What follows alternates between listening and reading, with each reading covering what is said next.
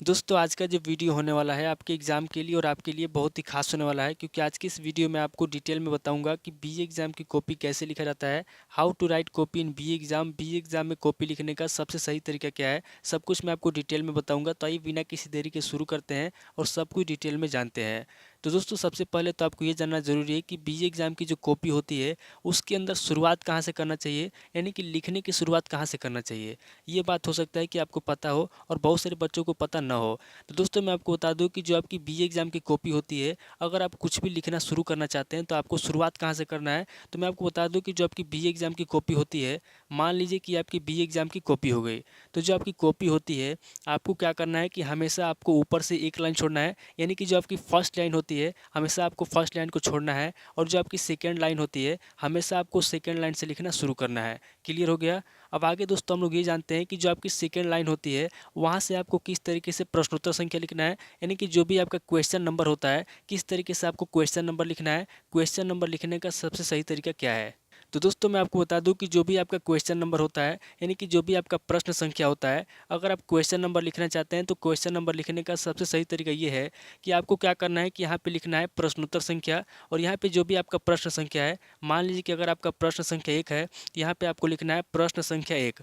उसके बाद मान लीजिए कि यहाँ पे आपको प्रश्न संख्या 2 का आंसर लिखना है तो यहाँ पे आपको लिखना है प्रश्नोत्तर संख्या 2। या फिर मान लीजिए कि अगर आपको यहाँ पे क्वेश्चन नंबर 3 का आंसर लिखना है तो यहाँ पे आपको लिखना है प्रश्नोत्तर संख्या 3। यानी कि आप जिस भी क्वेश्चन का आंसर लिखना चाहते हैं यहाँ पे आपको उस क्वेश्चन नंबर को डालना है, और क्वेश्चन नंबर को डालने के बाद क्या करना है, यहाँ पे नीचे आपको इस तरीके से अंडरलाइन करना है, बाकी आपको कुछ नहीं करना है। इस तरीके से आपको क्वेश्चन नंबर डालना है, और क्वेश्चन नंबर डालने के बाद क्या करना है, नीचे आपको 1 2 3 कम से कम आपको 2 से 3 लाइन छोड़ देना है, ताकि एग्जामिनर को साफ साफ दिखे कि यहाँ पे कौन सा क्वेश्चन लिखा गया है और किस क्वेश्चन का आंसर किस तरीके से लिखा गया है। तो आपको क्या करना है कि यहाँ पे आपको क्वेश्चन नंबर डालना है, और क्वेश्चन नंबर डालने के बाद क्या करना है, नीचे आपको कम से कम 1 2 3 यानी कि कम से कम आपको 3 लाइन छोड़ना है।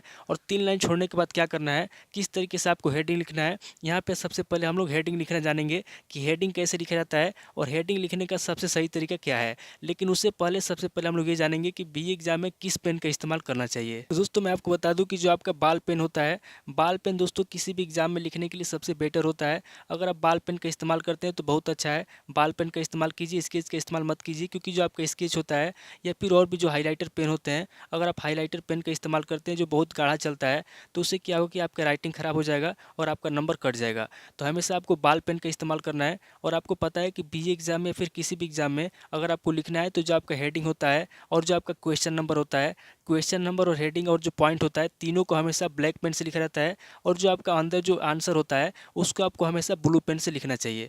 तो आपको क्या करना है कि जो आपका हेडिंग होता है, जो आपका प्रश्न संख्या होता है या फिर जो आपका पॉइंट होता है, हमेशा आपको ब्लैक पेन से डालना है। उसके बाद जो आपका आंसर होता है, ये जो आप आंसर देख रहे हैं, आंसर आपको हमेशा जो है कि ब्लू पेन से लिखना है। तो इतना क्लियर हो गया। अब आगे जानते हैं कि जो हेडिंग होता है, हेडिंग कैसे लिखना चाहिए और हेडिंग लिखने का सबसे सही तरीका क्या है। दोस्तों हेडिंग लिखने का सबसे सही तरीका ये है कि जो भी आपको हेडिंग लिखना है इस तरीके से आपको ब्लैक पेन से हेडिंग लिखना है। उसके बाद सामने ये जो आप चिन्ह देख रहे हैं, इस चिन्ह को हम लोग बोलते हैं विवरण चिन्ह। तो यहाँ पे आपको क्या करना है कि आपको ब्लैक पेन से हेडिंग लिखना है, उसके बाद नीचे इस तरीके से अंडरलाइन करना है, और अंडरलाइन करने के बाद क्या करना है, यहाँ पे आपको विवरण चिन्ह देना है। इस चिन्ह को हम लोग विवरण चिन्ह बोलते हैं। इसका मतलब ये होता है कि आप जो है डिटेल में इस क्वेश्चन को एक्सप्लेन कर रहे हैं, यानी कि डिटेल में इसका आंसर लिख रहे हैं। इसीलिए हम लोग क्या करते हैं, इस चिन्ह का प्रयोग करते हैं। यहाँ पे आपको तीर का निशान नहीं बनाना है, इसको आपको याद रखना है। तो सबसे पहले आपको क्या करना है कि ब्लैक पेन से आपका जो भी हेडिंग है यहाँ पे आपको अच्छे तरीके से हेडिंग लिखना है। फिर उसके बाद यहाँ पे आपको विवरण चिन्ह लगाना है और नीचे इस तरीके से अंडरलाइन करना है। ये हेडिंग लिखने का सबसे सही तरीका होता है।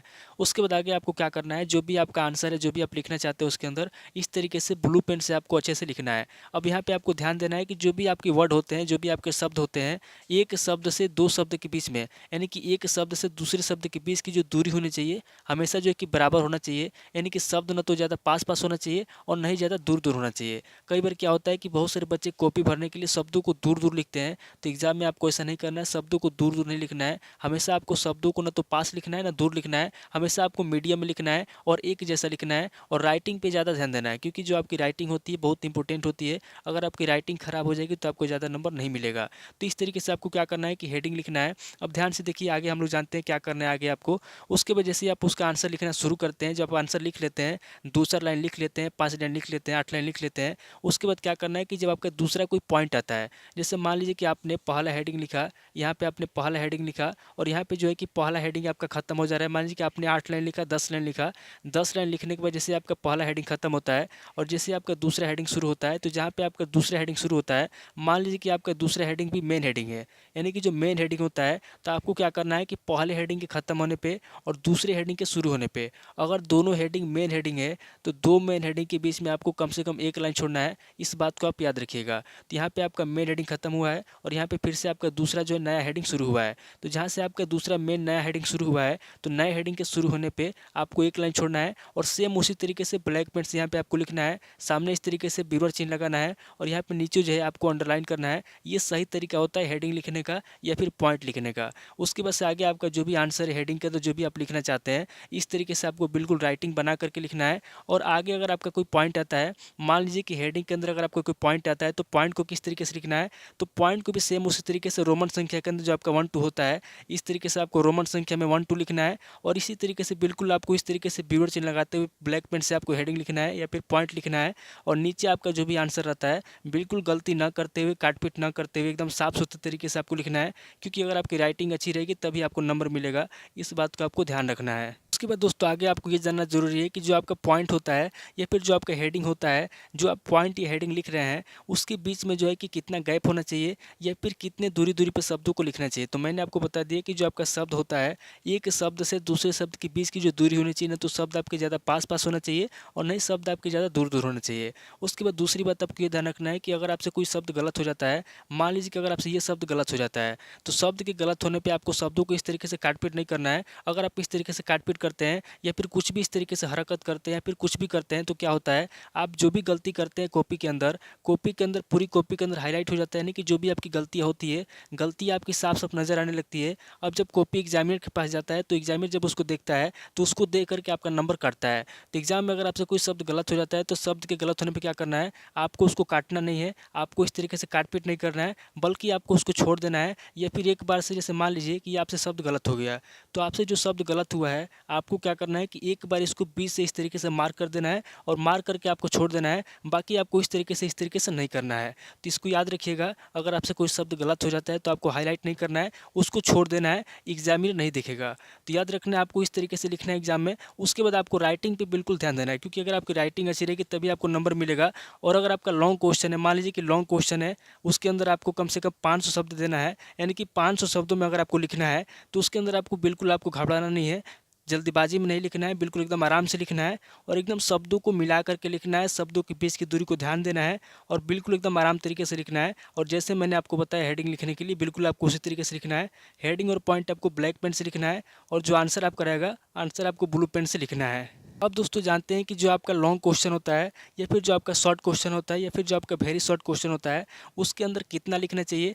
दोस्तों मैं आपको बता दूं कि जो आपका लॉन्ग क्वेश्चन होता है, आपको पता है कि जो लॉन्ग क्वेश्चन होता है उसका आंसर आपको 500 शब्दों में देना होता है। तो जो आपका लॉन्ग क्वेश्चन होता है, अगर आप लॉन्ग क्वेश्चन का आंसर लिखना चाहते हैं, तो लॉन्ग क्वेश्चन का आंसर हमेशा आपको 6 से 7 पेज में लिखना है, यानी कि दोनों साइड को मिलाकर के 2 पेज होता है। तो हमेशा आपको 6 से 7 पेज में लॉन्ग क्वेश्चन का आंसर लिखना है। उसके बाद जो आपका शॉर्ट क्वेश्चन होता है, जिसका आंसर आपको 250 शब्दों में देना होता है, तो 250 शब्दों वाले क्वेश्चन का आंसर, यानी कि जो आपका लघु उत्तरीय प्रश्न होता है, उसका आंसर हमेशा आपको 3.5 पेज से लेकर के 2.5 पेज में देना है। और जो आपका वेरी शॉर्ट क्वेश्चन होता है, उसका आंसर हमेशा आपको 50 शब्द में देना है, यानी कि हमेशा आपको आधा पेज के अंदर देना है।